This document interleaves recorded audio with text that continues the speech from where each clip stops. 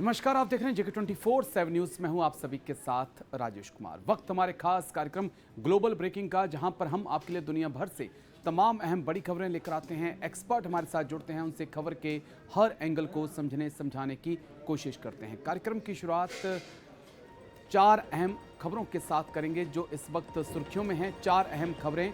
Iran US जंग पर खुलासा हुआ है। बड़ा खुलासा क्या है, कैसे अमेरिका के लिए जंग घाटे का सौदा साबित हुई, इसके ऊपर डिटेल से आपको हम सारी जानकारी देंगे। और साथ ही में ट्रंप और नेतन्याहू में बहस की खबर भी सामने आ रही है।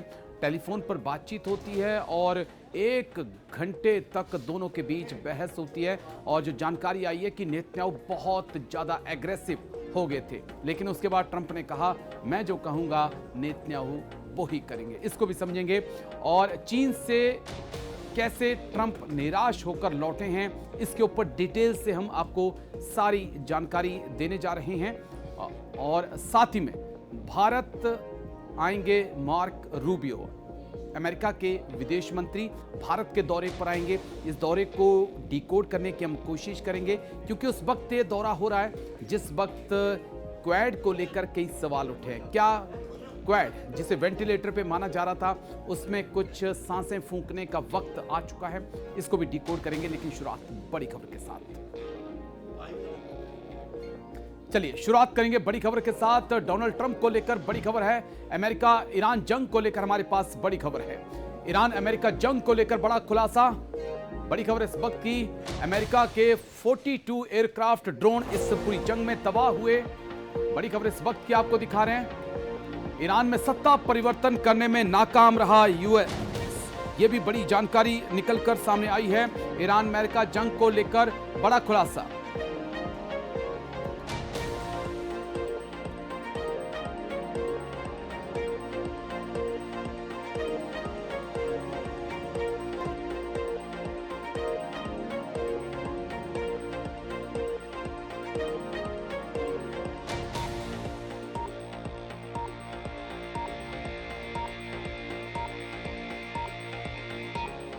जंग को लेकर बड़ा खुलासा हुआ है, वो खुलासा आपको दिखाएंगे। ट्रंप का बयान आपको सुनाएंगे।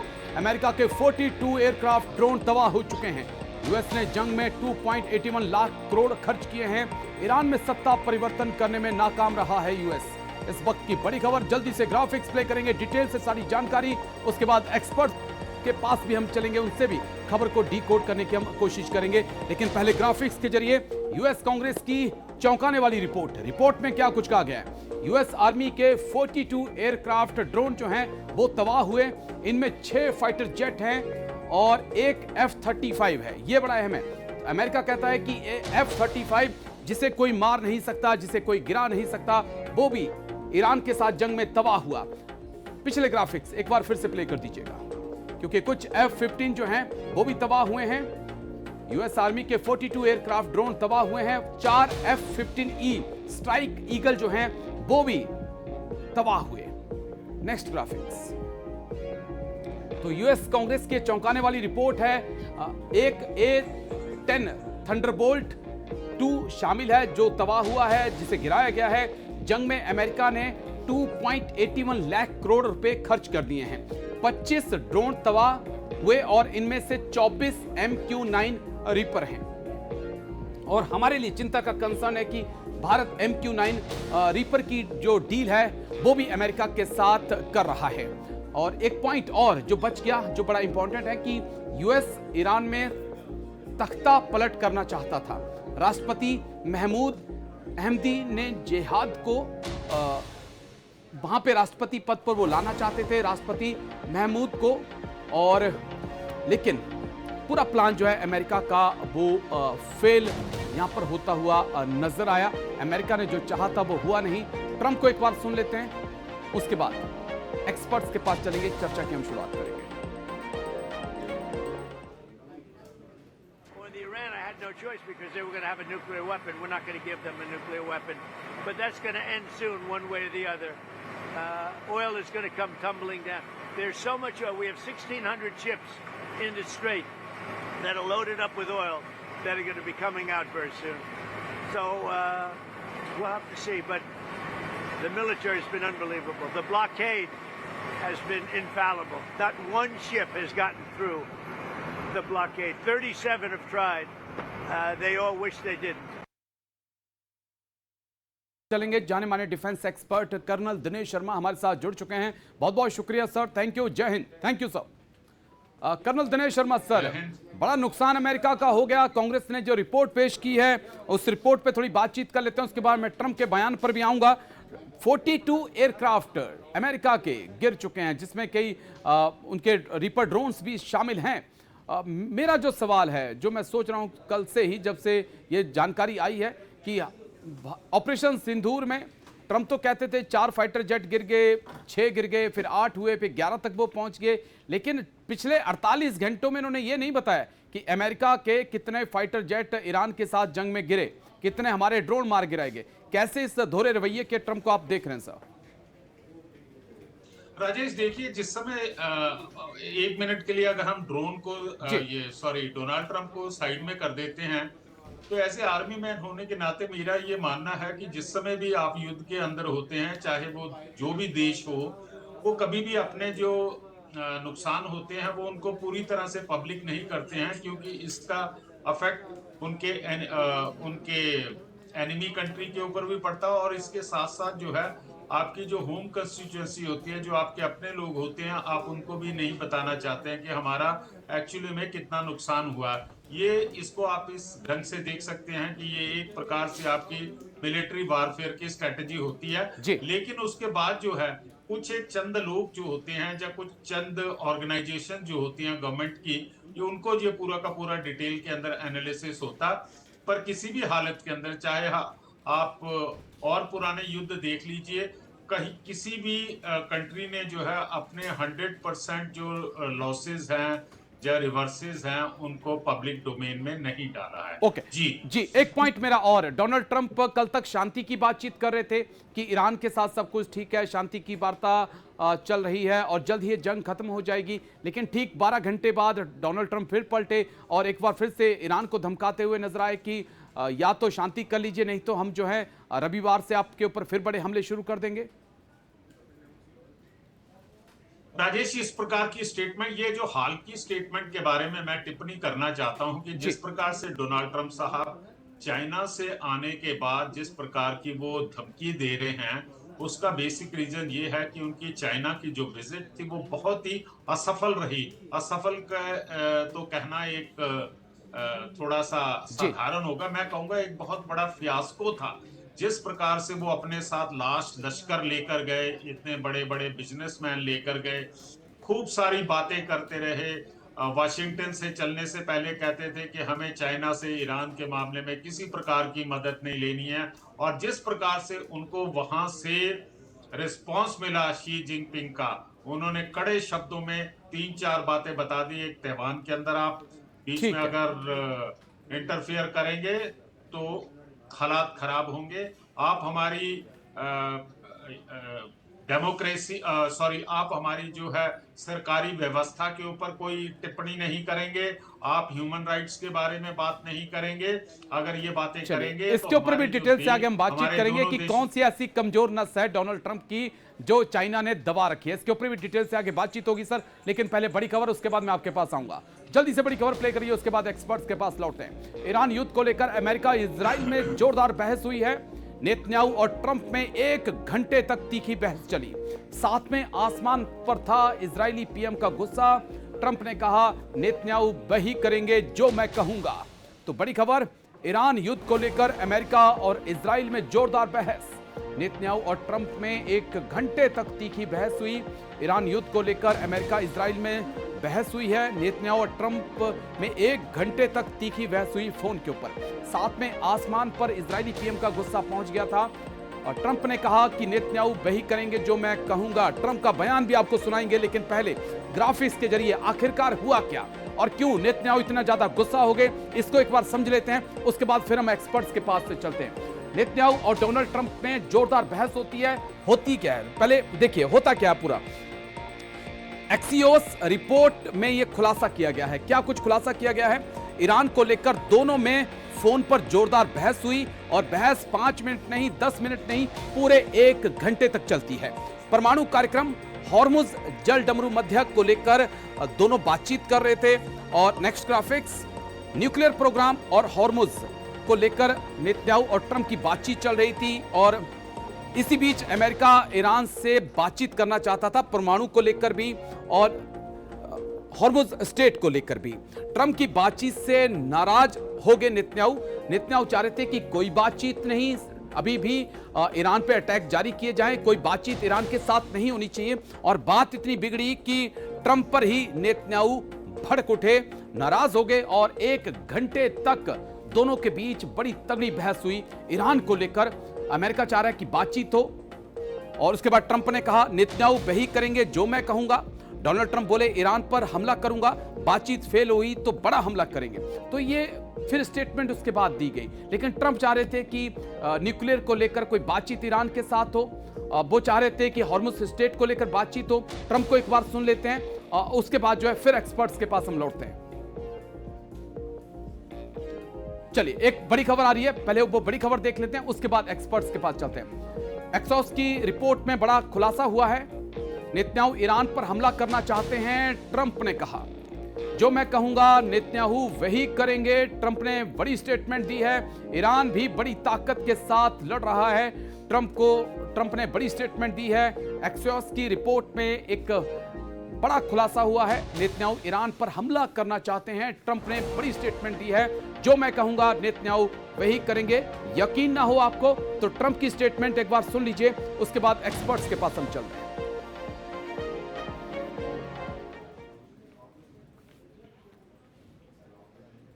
Fine, he'll do whatever I want him to do. He's very, very good man. He'll do whatever I want him to do, and he's a great guy. To me, he's a great guy. Don't forget, he was a wartime prime minister, and he's not treated right in Israel, in my opinion. I'm right now at 99% in Israel. I could run for prime minister, so maybe after I do this, I'll go to Israel, run for prime minister. I had a poll this morning. I'm 99%. So that's good. But no, he's a wartime prime minister, and I just don't think they treat him well. Mr. President, what do you do? I think they have a president over there that treats him very poorly. Netanyahu met with President Trump for more than. एक और बड़ी खबर आ रही है, Iran के जवाब से पहले अमेरिका को धमकी। पीट हेगसेथ ने लिखा लॉक्ड एंड लोडेड, हथियार और हथियारों से लैस हैं। पीट हेगसेथ रक्षा मंत्री अमेरिका के। जेडी वेंस का पोस्ट रीट्वीट उन्होंने किया है। तो बड़ी खबर इस वक्त की एक और आ रही है, ईरान के जवाब से पहले अमेरिका की धमकी। पीट हेगसेथ ने लिखा लॉक्ड एंड लोडेड हैं, यानी कि हम तैयार हैं जंग के लिए, locked and loaded. Pete Hegseth रक्षा मंत्री हैं और साथ ही में उन्होंने विदेश मंत्री मार्क रूबियो के बयान को जो है आगे फॉरवर्ड भी किया है। और जेडी वेंस का ये पूरा, माफ करिए, जेडी वेंस ने जो स्टेटमेंट दी थी और उसको उन्होंने रीट्वीट किया है। चलिए साइड में बयान को प्ले कर दीजिएगा, एक्सपर्ट्स के पास हम चलेंगे, समझने की कोशिश करेंगे। कई घटनाक्रम एक साथ घट रहे हैं। कर्नल दिनेश शर्मा सर, मैं आपके पास आना चाहूँगा। एक तरफ नेतन्याहू और ट्रंप के बीच गर्मा गर्मी बहस की खबर और दूसरी तरफ अमेरिका के रक्षा मंत्री का ट्वीट कि हमने लॉक कर दिए हैं टारगेट और हम रेडी हैं। क्या कुछ बड़ा होता देख रहे हैं आगे? राजेश, आपके दो सवाल किए हैं। पहला सवाल जो है कि मैं मानता हूं कि इजराइल जो है, इजराइल को अभी तक आपने जो है बिल्कुल अलग रखा। अमेरिका ने जो इस प्रकार की बातचीत हो रही है, जिस प्रकार के आपके जो है ईरान के साथ बातचीत हो रही है, क्योंकि देखिए ऐसा है कि दोनों ने युद्ध इकट्ठा किया था और आज की तारीख में ऐसा लग रहा है कि डोनाल्ड ट्रंप जो है वो तो ड्राइवर बन गए हैं और इजराइल के इंटरेस्ट को उन्होंने अपना बैक सीट के ऊपर रख दिया हुआ है। इजराइल ने अपना मिलिट्री टारगेट जो है पहले दिन से ही बहुत क्लियर करके रखा हुआ है और उससे कोई डेविएशन नहीं हुई, बनस्पत इसके कि अमेरिका जो है अपने गोल पोस्ट बदली करता रहा। इजराइल को पता है कि ईरान को जब तक वो पूरी तरह से बर्बाद नहीं कर देगा, ईरान हमेशा उसके लिए, उसके अस्तित्व के लिए एक प्रकार से खतरा होगा। लेकिन दूसरी लेकिन तरफ कर्नल जो है Dinesh Sharma sir, America colonel जो दिनेश है, शर्मा सर, लेकिन डोनाल्ड ट्रंप तो कह रहे हैं कि मैं जो कहता हूं नेतन्याहू वही करते हैं। आप कह रहे हैं कि जो नेतन्याहू कहते हैं डोनाल्ड ट्रंप वो करते हैं। कंफ्यूजन कहां है सर? ट्रंप तो कह रहे हैं कि मैं जो कहूंगा नेतन्याहू करेंगे। देखिए, डोनाल्ड ट्रंप साहब की बातचीत करने के ढंग से जो है, अभी तक उनके नाटो कंट्री के, यूरोप कंट्री के जो मित्र हैं वो दूर हो गए हैं। ट्रंप जो है हर देश के को अपनी एक प्रकार से फोर्स करते हैं, या हिंदी भाषा में हम ये कह सकते हैं कि वो दादागिरी करते हैं। ट्रंप साहब को अब समझ जाना चाहिए, उन्हें अपनी भाषा, अपनी वाणी के ऊपर लगाम लगानी पड़ेगी, नहीं तो उसका सबसे जो बड़ा एलाई है, जो कि आज उसको सपोर्ट करता है, इजराइल, वो भी हो सकता है कि वो उससे दूर हो जाए। डोनाल्ड ट्रंप को जो है इजराइल के जो कंसर्न, सिक्योरिटी कंसर्न है, उसे समझना चाहिए, और इजराइल को भी नेगोशिएशन टेबल के ऊपर होना चाहिए जब वो ईरान के साथ कोई बातचीत कर रहे हैं। ठीक है, point is clear sir, point is clear. मैं लौटूंगा आपके पास, एक और बड़ी खबर है उसके बाद मैं आपके पास आऊंगा। जल्दी से बड़ी खबर प्ले करिए, उसके बाद एक्सपर्ट्स के पास हम लौटेंगे। डोनाल्ड ट्रंप की चीन यात्रा को लेकर बड़ा खुलासा हुआ है। डोनाल्ड ट्रंप को चीन ने एक साथ कई झटके दिए हैं यात्रा के दौरान। बिना किसी बड़ी डील के वापस लौटे हैं ट्रंप। तो बड़ी खबर इस वक्त की, ट्रंप अमेरिका की कमजोरी बना रेयर अर्थ मिनरल्स। तो बड़ी खबर इस वक्त की, डोनाल्ड ट्रंप की चीन यात्रा को लेकर बड़ा खुलासा, और डोनाल्ड ट्रंप को चीन ने एक साथ कई झटके दिए हैं। तो बड़ी खबर, बिना किसी बड़ी डील के वापस लौटे हैं ट्रंप। ग्राफिक्स प्ले करिए, डिटेल से पूरी जानकारी, उसके बाद एक्सपर्ट्स के पास हम चलेंगे। लेकिन पहले ग्राफिक्स के जरिए कि आखिरकार हुआ क्या। डोनाल्ड ट्रंप का चाइना दौरा डिकोड अब हम कर लेते हैं। ट्रंप की अमेरिका की सबसे बड़ी कमजोरी क्या है? सबसे बड़ी कमजोरी है रेयर अर्थ एलिमेंट्स, जो अमेरिका के पास नहीं है और अमेरिका दूसरे देशों पर डिपेंड है। अमेरिका का अर्थव्यवस्था की सबसे बड़ी कमजोरी रेयर अर्थ मिनरल्स और रेयर अर्थ एलिमेंट्स है। रेयर अर्थ एलिमेंट्स के लिए चीन पर अमेरिका सबसे ज्यादा डिपेंड है। और जब बातचीत हुई शी जिनपिंग के और ट्रंप के बीच, तो हुआ क्या वो समझिए। ईरान वॉर में 1000 से ज्यादा टॉम हॉक मिसाइलों का इस्तेमाल अमेरिका ने किया, लेकिन इन टॉम हॉक मिसाइलों को गाइड करने के लिए जिन चिप्स की जरूरत पड़ती है, उस चिप्स के लिए जरूरी होता है सुमेरियन मैग्नेट। 1000 मिसाइल बनाने में अमेरिका को 10 साल लगेंगे, लेकिन वो भी तब लगेंगे जब सुमेरियन मैग्नेट जो है वो इन मिसाइलों को मिलेगा। और ये सुमेरियन मैग्नेट की 90% प्रोसेसिंग जो है वो चाइना के अंदर होती है। हमें इस चीज को समझना होगा। और दूसरे रेयर अर्थ एलिमेंट के लिए भी अमेरिका चाइना के ऊपर डिपेंड है। ये वो दुखती रग है डोनाल्ड ट्रंप की, जिसे चाइना ने दबा के रखा है। और यूएसए की जितनी एआई कंपनियां हैं वो बहुत अच्छा परफॉर्म कर रही हैं, लेकिन ये तभी तक अच्छा परफॉर्म कर सकती हैं जब तक इन्हें रेयर अर्थ एलिमेंट्स मिलते रहेंगे। चीन ने कसी नकेल तो अमेरिका यहां पर फंस जाएगा, और अमेरिका ने इसके काट के लिए अब एक नया डोनरो डॉक्ट्रिन तैयार किया है। इस डॉक्ट्रिन को जल्दी से अगले ग्राफिक्स में समझ लेते हैं और फिर जो है एक्सपर्ट्स के पास हम चलते हैं। ये अपने बैकयार्ड में अमेरिका कंट्रोल करेगा। ये शी जिनपिंग और डोनाल्ड ट्रंप के बीच जो बातचीत हुई है कि अमेरिका का जो बैकयार्ड है उस पर वो कंट्रोल करेगा। उसमें वेनेजुला, क्यूबा को आप ले लें, दूसरे जो देश हैं उनको ले लें, और एशिया के लिए अमेरिका और चीन मिलकर काम करेंगे ताकि जो मैग्नेट्स हैं, रेयर अर्थ एलिमेंट्स हैं, वो चाइना अमेरिका को सप्लाई करता रहे। यही कारण है कि ताइवान को लेकर ट्रंप का जो स्टेटमेंट है वो बदल गया। इसलिए ट्रंप बार बार बात कर रहे हैं G2 की। G2 आने वाले वक्त में दुनिया के पूरे फैसले ले सकता है। इस G2 में हैरान मत होइए, एक चाइना होगा और दूसरा अमेरिका होगा। चलिए एक्सपर्ट्स के पास हम चलेंगे। कर्नल दिनेश शर्मा सर, क्या यही वो दुखती रग थी रेयर अर्थ एलिमेंट्स जो शी जिनपिंग ने बीजिंग के दौरे के दौरान ट्रंप की दबा के रखी थी, जिसके कारण उनकी ताइवान को लेकर, ईरान को लेकर स्टेटमेंट लगातार बदलती चली गई? देखिए, इसके अंदर तो कोई शक नहीं है कि आज की तारीख के अंदर 90% जो वर्ल्ड का रेयर अर्थ मटेरियल है उसके ऊपर जो है चाइना की पकड़ है। चाइना की पकड़ का मतलब है जो रेयर अर्थ मटेरियल आपको रॉ फॉर्म के अंदर मिल जाएगा, लेकिन जो उसकी प्रोसेसिंग करने की कैपेबिलिटीज है वो चाइना के पास है, 90% प्रोसेसिंग कैपेबिलिटीज है।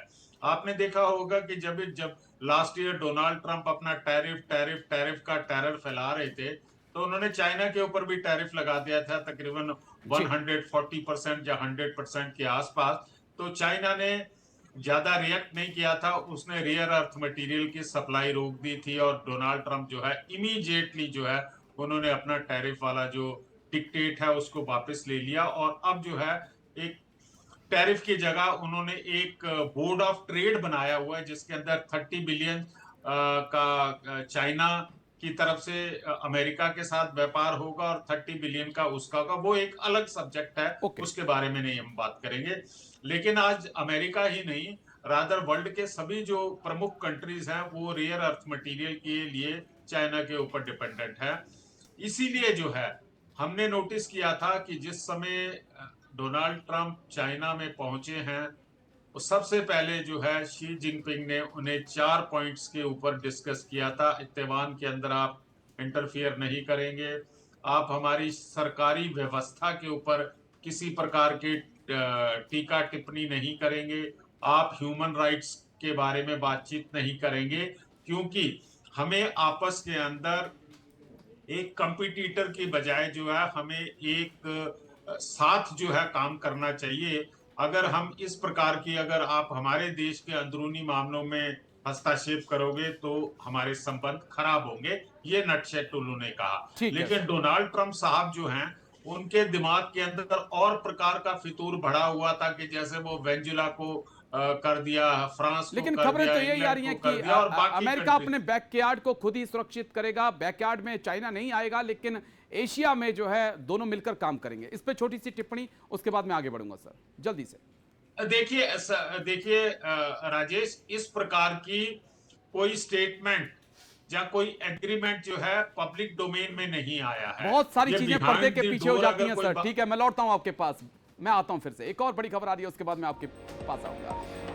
तो चलिए, अमेरिका ईरान जंग में अब नेटो की एंट्री हो सकती है। बड़ी खबर इस वक्त आपको दिखा रहे हैं। हॉर्मुज़ खुलाने के लिए नेटो भेजेगा अपनी नेवी। बड़ी खबर, जुलाई से पहले हफ्ते तक ये नेवी जा सकती है। नेटो के रोल को लेकर तुर्की में होगी मीटिंग। बड़ी खबर आपको दिखा रहे हैं इस वक्त की। अमेरिका ईरान जंग में अब नेटो की एंट्री होगी। ग्राफिक्स प्ले करेंगे एक्सपर्ट्स के पास, फिर हम लौटेंगे। लेकिन पहले ग्राफिक्स के जरिए जल्दी से डिटेल से आपको जानकारी दे दें। जुलाई के पहले हफ्ते तक नेटो अपनी नेवी को स्ट्रेट ऑफ हॉर्मुज़ में भेज सकता है। लेकिन ऐसा क्यों? नेटो के सीनियर अधिकारियों ने यह बड़ी जानकारी दी है कि हॉर्मुज़ को लेकर नेटो अब दखल दे सकता है।